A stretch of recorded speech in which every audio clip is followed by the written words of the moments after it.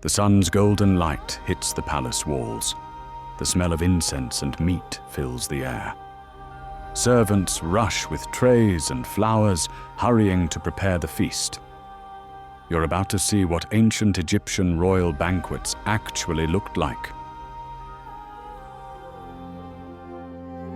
It's midday, the usual time for a feast in Amenhotep III's palace. The grand hall is ready. The room is 50 meters long, with painted columns and a patterned ceiling. The floor shows the Nile, complete with fish and birds. Hunting scenes, plants, and gods cover the walls. Reed mats, low tables, and jars of beer and wine wait for guests. In the kitchens, bread bakes in every shape from flat to cone. Stews of lentils, garlic, and onions simmer with coriander.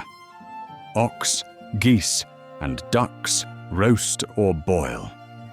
Someone is trimming a goose liver, which is not as fun as it sounds. Figs, dates, pomegranates, and honey cakes are ready for dessert. And in the hall, incense bowls keep bugs away. Servants hang garlands on chairs and jars. The steward sets the pharaoh's throne and the best chairs for high guests. Wooden stools and mats are for lower ranks. The farther you sit from the pharaoh, the less important you are. Small tables hold bread, lettuce, fruit, and sometimes cheese. Wine is for the royals and the top crowd. Beer is for everyone else, for it is thick enough to count as food. Cup-bearers polish fine faience and alabaster cups. Musicians and dancers wait in the corner. Outside, baskets hold scented wax cones and lotus flowers. The cones melt slowly to make you smell nice, or at least less sweaty. Headbands keep the wax cones on wigs, while maidservants hand out lotus blooms. The palace gets busy as the hour arrives. Trumpets and drums announce the banquet. Guests reach the palace gate. Servants greet them with water and scented oil. Men wear fine white linen kilts, some pleated, some with shawls. Gold collars rest on bare chests. Eyes are lined with kohl. Wigs are curled and perfumed. Women arrive in sheer linen dresses or draped gowns. Wigs are glossy black, pinned or crowned with flowers. Gold earrings, bracelets, anklets, and wax perfume cones complete the look. Both men and women often wear lotus or lily garlands. At the door, servant girls place perfume cones on heads and tie them with headbands. They also hand out additional lotus flowers. Guests smell them, tuck them into collars, or hold them to their noses. Some wealthy guests hide extra perfume cones under their collars. Inside, ushers seat guests by rank. The royal family and top officials sit closest to the pharaoh on carved chairs with cushions. The great royal wife sits to his right in a gilded chair with Hathor symbols. A foreign envoy may sit at his left. Records show visiting rulers sometimes dined this way. An envoy bows as he is seated near the pharaoh. Farther down, second-rank nobles sit on cushioned stools. At the edges, attendants and minor officials sit on reed mats. They eat only after their masters. Some guests salute the pharaoh from a distance. Foreigners might bow low or even kiss the ground.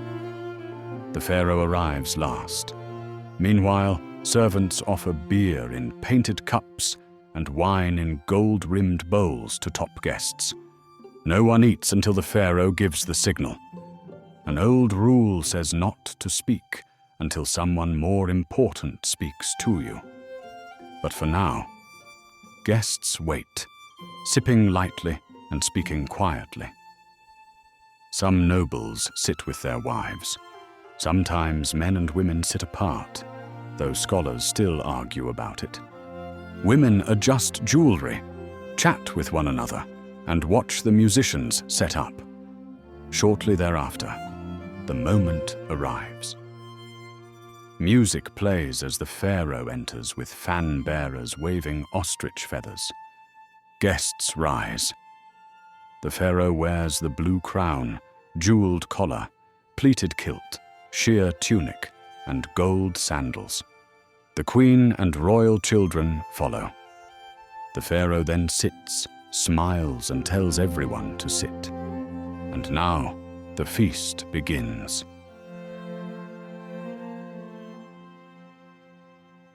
At the Pharaoh's nod, servants carry in platters and jugs. Footmen kneel at the top tables and place warm bread made from fine white flour. Some loaves are shaped like gods or animals for luck. At the royal table, a roasted ox leg steams with herbs. Golden plates hold skewers of duck and goose with cumin and coriander. Bowls of stew offer beef with leeks and garlic, or pigeon with lentils. Grilled Nile perch and catfish wrapped in fig leaves come with garlic sauce and salt. Fresh produce covers the tables. There's lettuce sacred to Min. There's also radishes, cucumbers, onions, chickpeas, and mashed green peas. Figs, dates, grapes, and a bowl of brined cheese sit in honored spots. Nobles get the prime cuts. Lesser guests get plainer food, but it still beats what most people eat in a year. Beer and wine flow. Beer is amber, unfiltered, and thick enough to chew. Tonight's batch might have date juice or ginger. Wine is for the high-ranking. It's served in fine cups to show who matters. A rack in the corner holds tall jars with painted labels of vintage and vineyard. It looks much like the ones in Tutankhamun's tomb. Cup-bearers bring the Pharaoh an alabaster chalice of deep red wine. Nearby guests drink from shallow metal or glass cups. Foreign dignitaries often get extra pours, sometimes from imported Syrian jars. When the Pharaoh raises his cup, the hall falls silent. He may thank the gods. Then the Pharaoh would drink, and everyone follows. Only then does the real eating start. There are almost no utensils. Guests use fingers and bread to scoop from shared bowls. Soups and stews are eaten with carved spoons. Some of them are shaped like shells. Each important guest has an attendant for refills, fresh plates, and clean towels. Voices stay low at the royal end. Guests praise the food and follow the Old Kingdom rule. Accept what is given, take no more. Stewards serve by rank. One inscription says, "He serves each according to his liking. The less favored console themselves, it is fair." The Pharaoh may give someone a choice cut or raise his cup in their direction.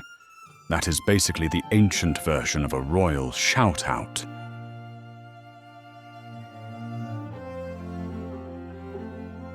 As the guests finish the first course, the music grows louder. Harpists and lute players switch to faster tunes. In the center, young women in bead belts and jewelry sway and spin. They flip and split in pairs. Their skin shines with perfumed oil. Tumart shows them nearly naked, wearing only earrings, armlets, and ribbon belts. To the side, 4 or 5 women play a harp, a long-neck lute from Asia, double pipes, and a sistrum tied to Hathor. They sing, clap, and smile, like in Nebamun's banquet painting. That painting even shows their faces straight on, which was rare. The lyrics say, "The earth god has caused his beauty to grow in every body. The land is flooded with love of him." Tonight, a blind harpist leads with an improvised song praising the king's generosity. The crowd claps. The beat picks up. Dancers add backbends and leaps. One flips clean over another. Male acrobats join in, tumbling to gasps and laughter. Jugglers might appear, tossing balls or torches. Wine makes the crowd looser. Some noblewomen tap their feet or sway with lotus flowers in hand. Older guests smile and watch. Servant girls bring mandrake fruits and figs on skewers. Mandrake smells sweet and acts as a mild narcotic. It was known as an aphrodisiac. One tomb painting even shows a woman feeding it to another guest. By now, the hall hits every sense. Music, dance, flowers, scented oils, and color everywhere. The show honors gods like Hathor, bringer of joy and harmony. Tumart often says, "Drink and make merry, for tomorrow is uncertain." Another line reads, "Drink and make a happy day." Looking at the swaying guests, it's clear they agree.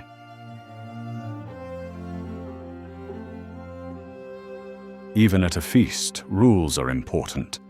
Guests wait for more food to be served, never taking from the platters first. A servant kneels with another roast goose for a high official. The official touches it to his lips in thanks, as Ptahhotep advised, then eats. Again, lesser nobles wait to be spoken to. Equals and family, on the other hand, talk freely. The pharaoh might joke about the wine or praise his sister's dress. Foreign guests, meanwhile, stay cautious. A Canaanite prince eats with his right hand and sips beer politely. Sometimes he's served familiar dishes. They brought tribute earlier. Now they get royal hospitality. Nods, toasts, and gestures bridge language gaps with help from translators. Protocol officials keep watch for any insult. Some feasts include a religious moment. If tied to Amun's festival, 2 priests carry his shrine around the hall. And in such instances, the guests stand, raise hands, and listen to prayers.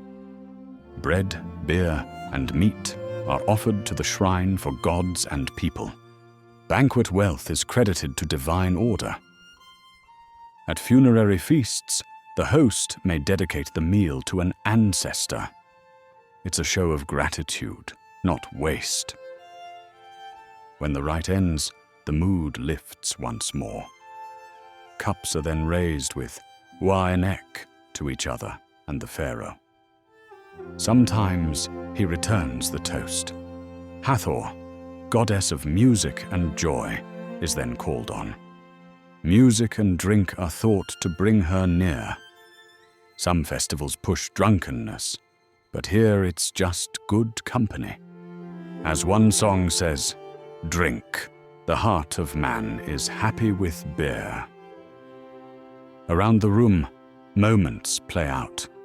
A noble woman feeds her husband fruit. 2 officials, red-faced from wine, argue over barley. Meanwhile, a nearby servant keeps their cups full. A young scribe steals meat from a tray and gets a warning look. But no one punishes him. Tonight's food is for sharing. Night falls and lamps light the hall. Gold on furniture and jewelry catches the glow. The feast is loud and lively right now. Drums quicken, flutes trill, and dancers spin between tables. One dancer pulls an older lady into a step. Others join in, swaying and laughing. Beer and wine continue to pour freely. Indeed, Egyptians knew excess. Art even shows a woman vomiting into a bowl while a servant holds her hair. Here, a courtier tries to match the prince cup for cup. He turns pale, grabs a jar, and quietly retches behind a column. The mess is cleaned right away. He then returns to nibble bread, pretending nothing happened. Near the entrance, a servant heavy on beer nods off. An empty jug rolls away. His boss drags him out before the pharaoh notices. Desserts appear at random: honey cakes, date pastries, fig tarts, and stuffed dates. Pomegranate seeds and grapes pass around. Some guests dip bread in wild honey, as prized as it is sticky. Seats mix as the night goes on. Young nobles clap and sing off-key near the harpist. Older guests smile and watch. Rank blurs in laughter. A low official jokes with a general. Women compare jewelry. A foreign envoy loses a drinking contest to an Egyptian. The pharaoh stays apart, but loosens up. He trades his blue crown for a striped headcloth. Simultaneously, a favored dwarf performs, mimicking a stiff official. The king laughs, the guests cheer. Music never stops. At some point, lyres replace harps. Nubian drummers and clappers take over. Foreign dancers continue to spin. Later, a slow hymn brings quiet looks across the tables. The night lives on.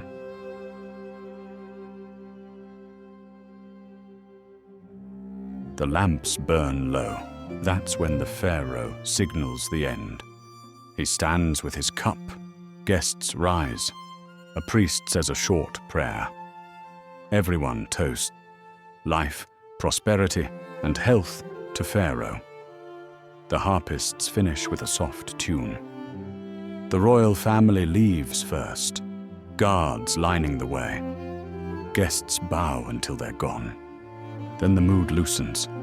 Some stay for another drink. Some need help walking. An official is half carried out. A noblewoman steps over a sleeping servant. Tomb paintings show this happened a lot. Servants move in fast. Food is gathered. Vessels are stacked, and chairs are pushed back in place. Bread crusts and goose bones go into baskets. Beer and wine jars are sealed. Leftovers feed staff or pay wages. The best cuts may be sent to temples, even half-eaten ones. Perfume wax is scraped away. Flower petals are swept up. Spilled beer and wine are scrubbed from the painted floor. The smell of meat fades under natron and fresh incense. The steward locks up valuables and any jewelry guests forgot. Musicians pack their instruments. Dancers eat the scraps, laughing at the nobles' clumsy moves.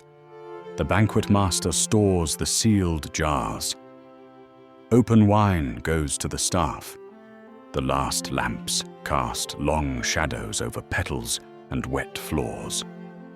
The murals sparkle, as if the painted guests are still drinking.